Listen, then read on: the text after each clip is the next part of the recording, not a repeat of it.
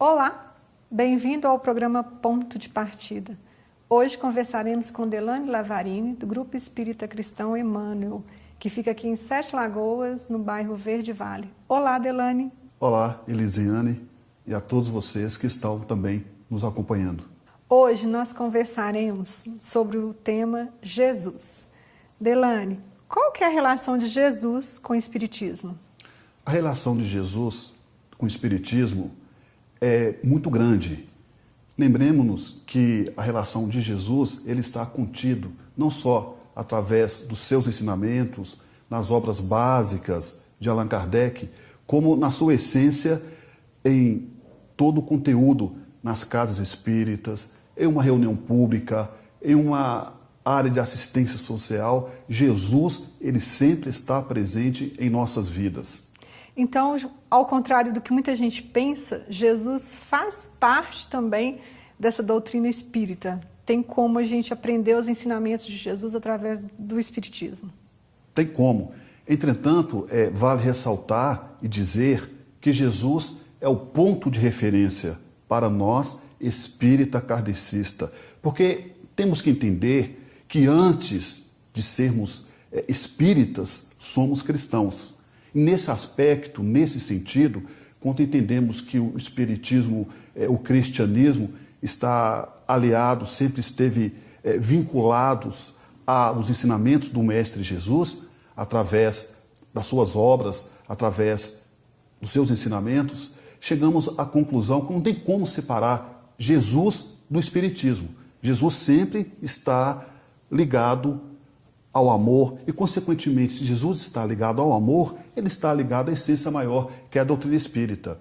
E a essência maior do espiritismo é, em síntese, o maior ensinamento que Jesus deixou para todos nós, que é amai-vos uns aos outros, como já dizia Jesus, como eu vos amei. O Evangelho segundo o Espiritismo tem alguma relação com os Evangelhos de Jesus? Tem. O Evangelho segundo o Espiritismo, publicado, editado por Allan Kardec em 30 de março de 1864, na sua primeira edição, Allan Kardec, com os benfeitores espirituais, editaram a imitação do Evangelho segundo o Espiritismo. Depois, logo depois, na segunda edição, Allan Kardec com os espíritos editaram já intitulado um outro nome, o Evangelho segundo o Espiritismo. Por quê? Porque no Evangelho segundo o Espiritismo é um Novo Testamento, aonde encontramos os 4 evangelistas, Lucas, Marcos, João e Mateus. Eu falo porque é o Novo Testamento agregado, acrescentado às opiniões, os temas dissertativos dos Espíritos. Tal é como Lucas, João, Marcos e Mateus, encontraremos no Evangelho o tema dissertativo de Santo Agostinho, de Lázaro e outros espíritos que vêm agregar e nos esclarecer a importância do Evangelho de Jesus. Certa feita, Emmanuel disse a Chico Xavier que se um dia ele, Chico, tivesse dúvida entre ficar com Jesus e com Kardec, que ele não deveria ter dúvida, não hesitar, que ele ficasse com Jesus. E, além do Evangelho, tem alguma referência a Jesus também no algum outro livro assim mais específico? Nós temos na literatura espírita hoje inúmeros livros que falam de Jesus.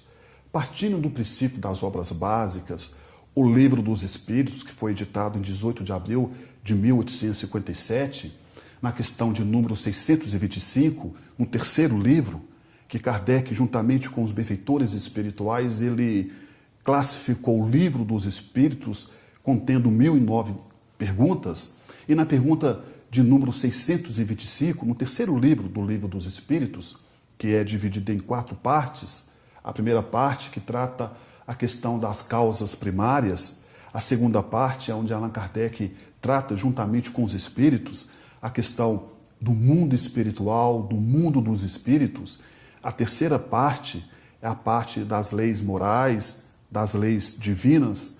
E a quarta quarta e última parte, onde Allan Kardec ele trata a questão da esperança e das consolações. Mas no terceiro livro, embutido no Livro dos Espíritos, na questão 625, Allan Kardec pergunta aos benfeitores imortais: qual o tipo mais perfeito que Deus concedeu, que Deus enviou para o homem, para que pudesse servi-lo de guia e modelo? E os espíritos respondem: Jesus.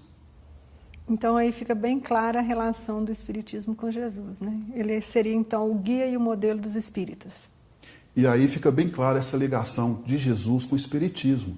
Nós encontramos grandes temas dissertativos, literários, né, nas obras clássicas de Emmanuel, como Paulo Estevo, Renúncia há 2000 anos, 50 anos depois, Ave Cristo, nas próprias obras também clássicas de André Luiz, a referência ao nosso Mestre Jesus.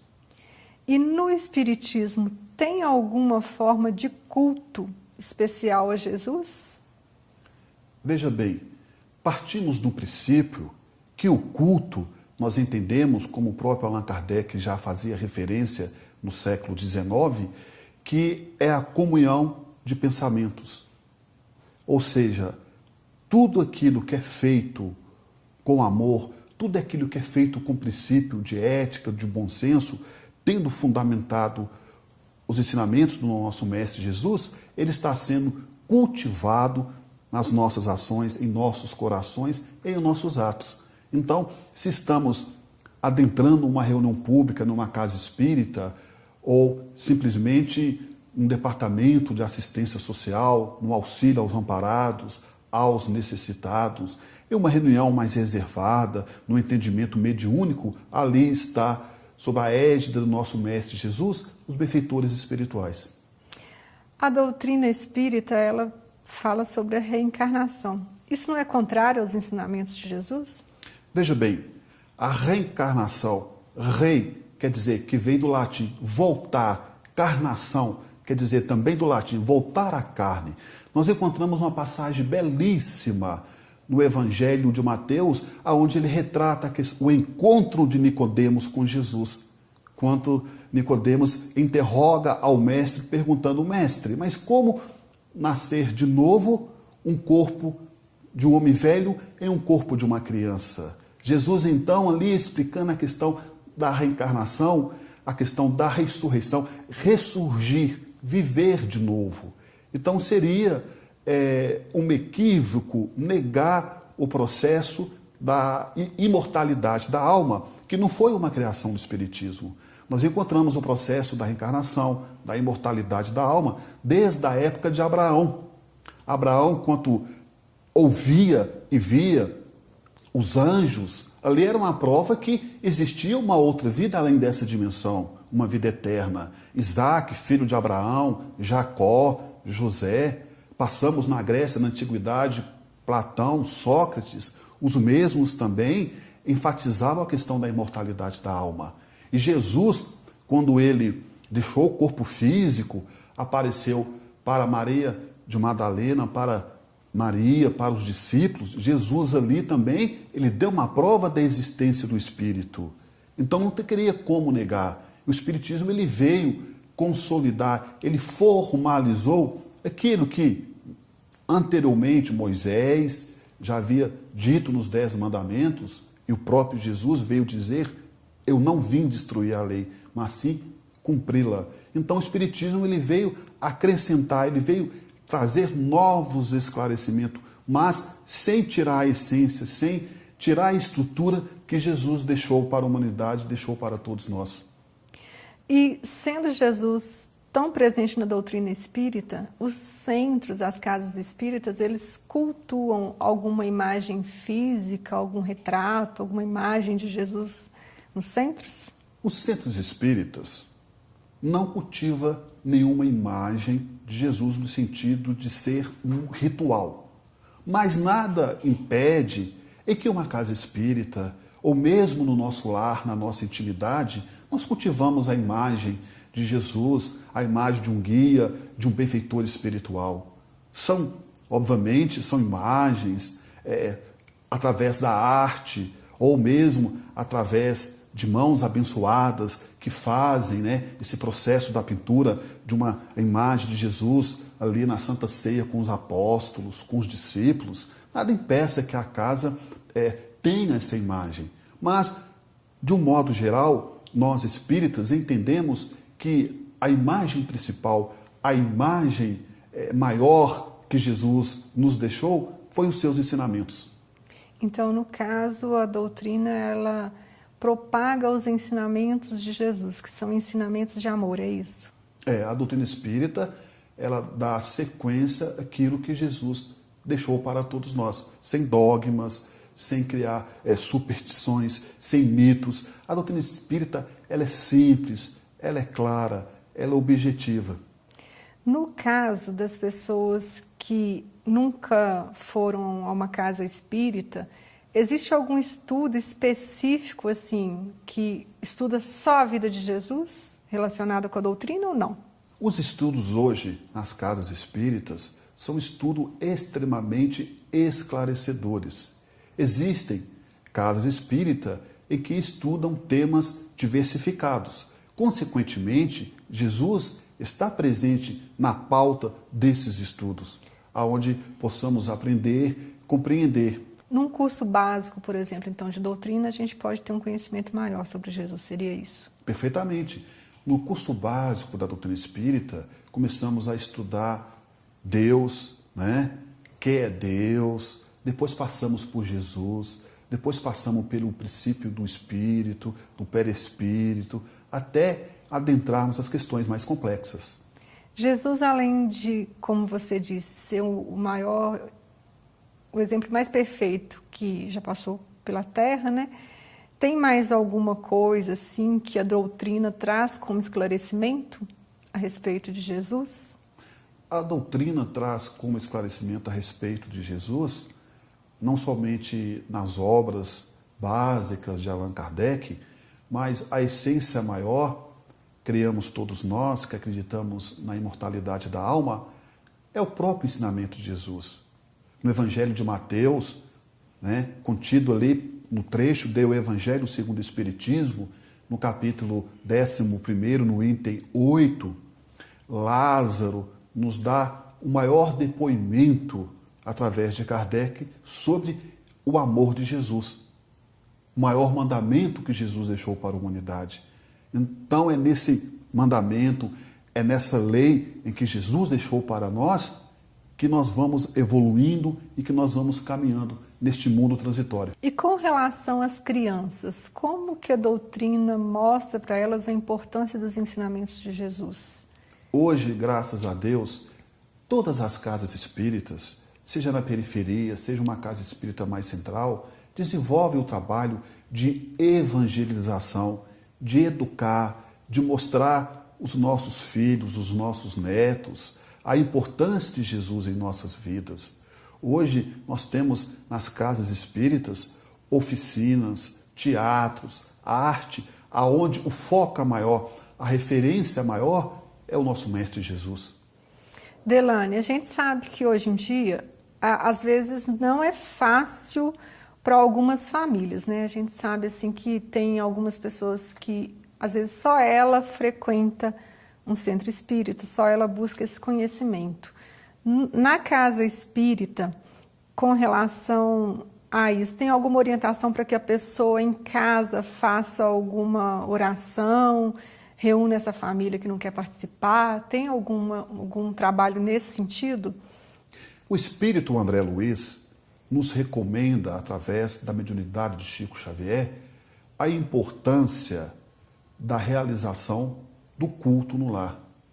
O culto no lar, sabemos nós, é um ato extremamente de fé, generoso por parte dos membros que ali habitam ou que ali transitam naquele lar, no sentido de cultivar a fé.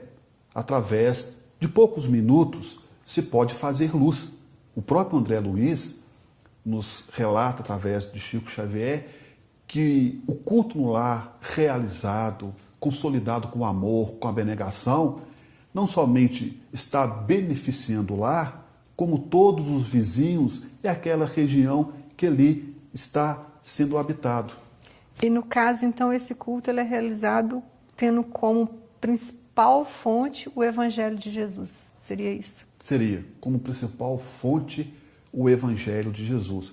Sabemos nós que estamos vivendo num mundo onde o tempo ele se torna escasso cada vez mais. E André Luiz nos dá uma excelente recomendação, porque muitas das vezes passamos despercebido, ora são as atribulações do dia a dia e passamos despercebido. Então André Luiz nos recomenda que antes de sairmos de casa, antes de retornarmos às nossas atividades, se não ainda adquirimos o hábito do culto no lar, se ainda não adquirimos o hábito da oração, que pelo menos ao sairmos de casa pudéssemos formular pensamentos positivos. Delane, qual a relação do Espiritismo com a oração do Pai Nosso? A relação do Espiritismo em relação ao Pai Nosso, ela vem a calhar de uma forma muito salutar. No próprio Evangelho segundo o Espiritismo, no capítulo 28º, aonde faz referência às coletâneas da prece, lá encontramos o Pai Nosso na sua integridade, na sua literatura, mas o Espiritismo não ficamos vinculados somente ao Pai Nosso. É uma oração extremamente importante, é uma oração do qual ficou catalogada, ficou registrada quanto Jesus pronunciou, a proferiu e nos deu essa grande oportunidade de vincularmos a essa imagem de Jesus ao Pai Nosso como forma de agradecimento, como forma de louvar, como forma de pedir, de solicitar, de demandar ao ser espiritual toda essa questão da nossa própria fé em relação à questão de Jesus. Delane, você citou para a gente a questão da arte como algo muito importante, né? Na doutrina, existe alguma música em homenagem a Jesus que ressalta a importância do Mestre? Olha, nós temos hoje grandes compositores, grandes músicos. Temos o nosso irmão Sérgio Santos de Uberaba, é um excelente cantor, é um excelente compositor, do qual eu já tive a oportunidade de ouvir algumas músicas de sua autoria exaltando Jesus. Com certeza, creio eu, embora não conheça pessoalmente, mas existem tantos outros escritores, compositores, que através da melodia, através da música, da arte, exalta a figura do nosso Mestre Jesus. Delane, a gente sabe que há mais de 2000 anos Jesus trouxe para a gente essa mensagem de amor, né? Mas o que a gente tem ouvido muito é as pessoas que não se sentem amadas, não se sentem acolhidas e que às vezes viram para a gente e falam assim, mas Jesus me esqueceu, né? Tem alguma explicação, tem alguma orientação para essas pessoas? Na verdade, o que acontece é que nós estamos vivendo num mundo onde a tecnologia, as mudanças estão acontecendo de uma forma muito veloz. E com isso, nós estamos deixando, muitas das vezes, um pouco de lado a essência de Jesus maior, que é amar o próximo como a si mesmo. Francisco de Assis já dizia na Itália que é dando que se recebe. Ora, se Francisco de Assis nos diz que é dando que se recebe, nós então entendemos todo o processo natural da lei de causa e efeito. Quando Allan Kardec nos diz que todo efeito inteligente tem uma causa inteligente, então podemos dizer que todo efeito melancólico, todo efeito maléfico tem sua gênese, tem sua origem no sofrimento e na maledicência. Podemos assim nos expressarmos. Mas essa falta de amor é justamente a questão que hoje os homens, de um modo geral, muitas das vezes todos nós, estamos buscando muito esclarecimento. São muitas e muitas informações que chegam até nós numa velocidade muito grande, mas estamos buscando esclarecimento e muitas das vezes estamos nos esquecendo de nos evangelizarmos. Buscamos o esclarecimento e nos esquecemos muitas das vezes de nos evangelizarmos. E essa questão de estarmos, nos evangelizarmos, É a questão de estarmos realmente colocando o exercício da prática dos ensinamentos de Jesus, ou seja, a mudança, a reforma íntima, a nossa transformação moral e a nossa transformação espiritual. Delano, você citou para a gente que Jesus foi o exemplo mais perfeito que por aqui passou. Então a gente poderia considerar Jesus um espírito superior que faz parte de algum grupo aqui na Terra, seria isso? Que cuida da Terra? Jesus é considerado o espírito superior, governador do planeta Terra, um espírito extremamente superior, do qual foi dado a ele a missão de vir à Terra, deixar a sua mensagem e exemplificou para todos nós, através do seu amor incondicional. O interessante é que Jesus, ele não deixou nada escrito, ele sequer escreveu um livro, mas foi um homem que até hoje é o homem, o espírito que esteve aqui conosco, mais estudado, mais comentado, seja na filosofia, seja na religião e na própria ciência. No caso, ele sendo governador, então ele já existia antes da Terra. Sim, já existia antes da Terra. Porque, veja bem, partindo do princípio em que o espírito antecede a matéria, Jesus já estava com a sua missão definida para vir trazer para nós a revelação dos seus ensinamentos. No caso, então, a doutrina dele veio após, os ensinamentos dele vieram após Moisés, que era a lei de justiça. Então nós podemos falar que Jesus é a lei de amor. Moisés foi a lei de justiça, né? O olho por olho, dente por dente, as 10 leis de Moisés, aquelas leis arcaicas, né? Digamos assim, mas que foi fundamental na época, tudo a seu tempo. A fruta, ela não amadurece antes da sua época. Jesus veio e deixou aquele legado. Mais tarde, Allan Kardec veio e consolidou tudo aquilo que Jesus já havia dito. E certa pergunta em O Livro dos Espíritos, quando Allan Kardec pergunta aos benfeitores espirituais a seguinte questão: por que, então, o Espiritismo não veio anos antes, muitos anos antes? E os Espíritos respondem a Kardec que não devem ensinar às crianças o que ensina aos adultos. Então tudo está no seu lugar certo, não tem nada errado, nós estamos no lugar certo, vivendo com as pessoas certas, na profissão certa, na religião certa. Como já dizia o próprio Chico Xavier, sofrer é muito diferente do que fazer sofrer, e a carga é sempre dolorosa para quem a contrai. E se Jesus disse, eu fiz e tu podes fazer muito mais, é que ele sabe a importância da nossa evolução espiritual, a importância do nosso crescimento espiritual. E só se cresce realmente através do amor. Então, mesmo sendo uma figura, como você disse, que marcou a história, na época que Jesus esteve entre nós, ele não pôde nos passar todos os conhecimentos. É verdade. Ele não pôde, digamos, entre aspas, passar todo o seu conhecimento, porque, na verdade, é como o pai com o filho. O pai orienta, o pai educa o filho, mas, na verdade, chegará uma hora que o filho terá que caminhar com as próprias pernas. Então, é preciso que nós façamos a nossa parte. É preciso que nós possamos fazer algo em benefício do próximo, em benefício de nós, para que possamos evoluir. Porque aquele filho que cresce, que é educado, com o pai ali, né, o tempo todo, amparando, não deixando ele cair, segurando, carregando os seus problemas nas costas, carregando todas as suas aflições, todo o seu sofrimento, e o dia que faltar o seu pai na sua vida, como que vai ser?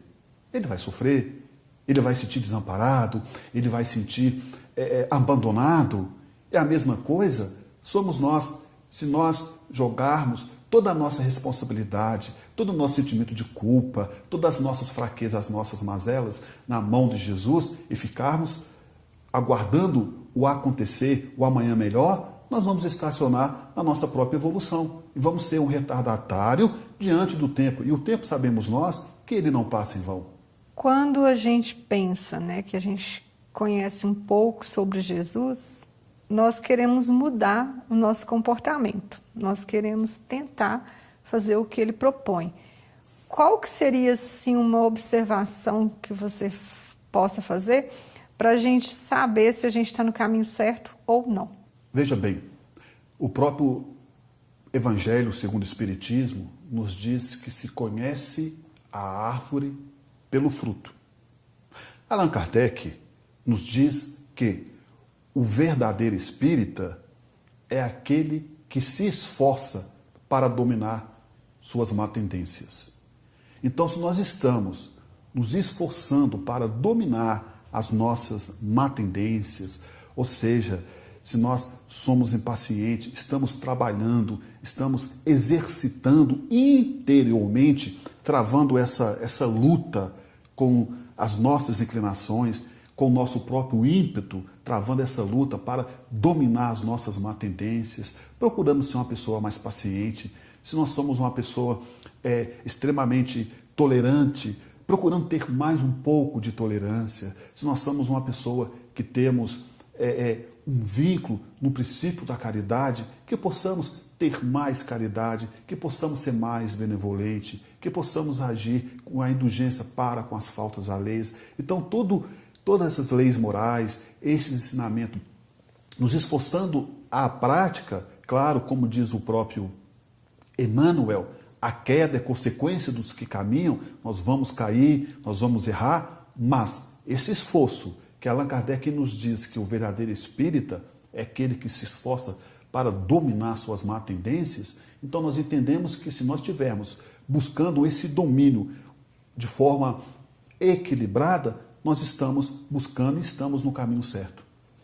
Jesus, ele resume a lei de Moisés em duas, né? Amar a Deus e ao próximo. O Espiritismo, ele acrescenta mais alguma coisa nesses ensinamentos de Jesus? Digamos assim, de uma forma, a grosso modo, digamos assim, o Espiritismo, ele dá sequência àquilo que Jesus deixou para nós. Ou seja, devemos cumprir e cumprir de cabeça erguida, com alegria, com amor no coração e principalmente com o espírito da boa vontade. Delano, quando Jesus esteve aqui, ele passou para a gente a mensagem que é importante amar a Deus e amar ao próximo.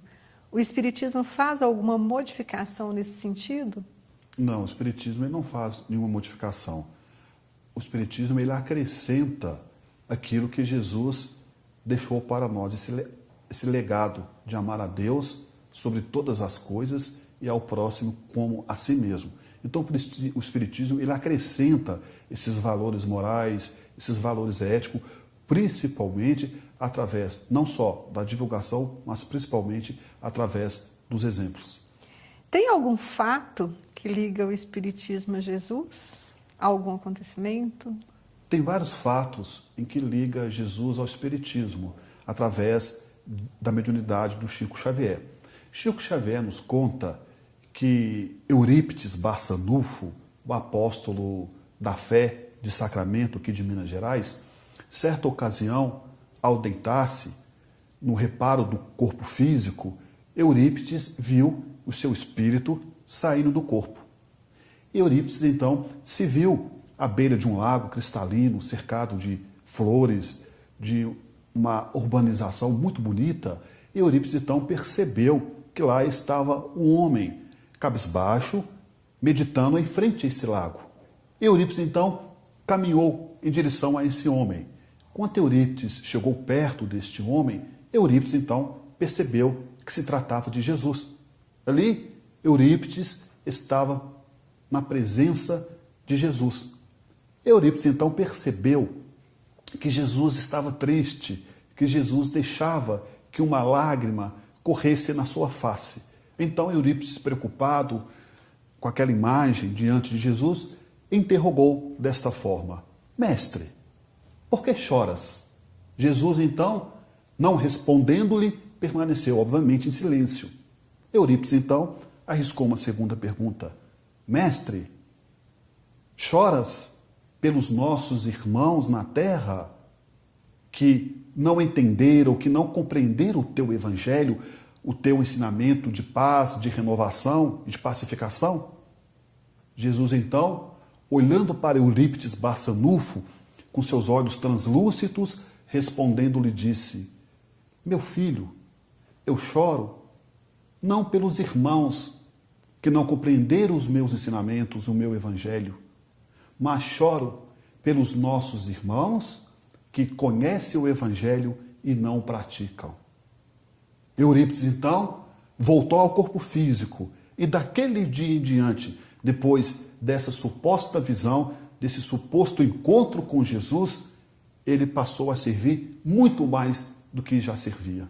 Delano, gostaria de agradecer a sua presença no programa Ponto de Partida e qual a sua mensagem final para quem está nos assistindo? Primeiramente, eu que agradeço o carinho de todos vocês que me acolheram com afeto, com sabedoria, com alegria aqui nesse estúdio. A mensagem que que podemos deixar hoje para todos nós é que devemos sim levar em frente os ensinamentos de Jesus através da bandeira da caridade e do amor ao próximo. E para você que está nos assistindo, terminamos aqui mais um programa Ponto de Partida. Se você quiser aprender um pouco mais sobre o Evangelho de Jesus, procure um centro próximo de sua casa. Até o próximo programa.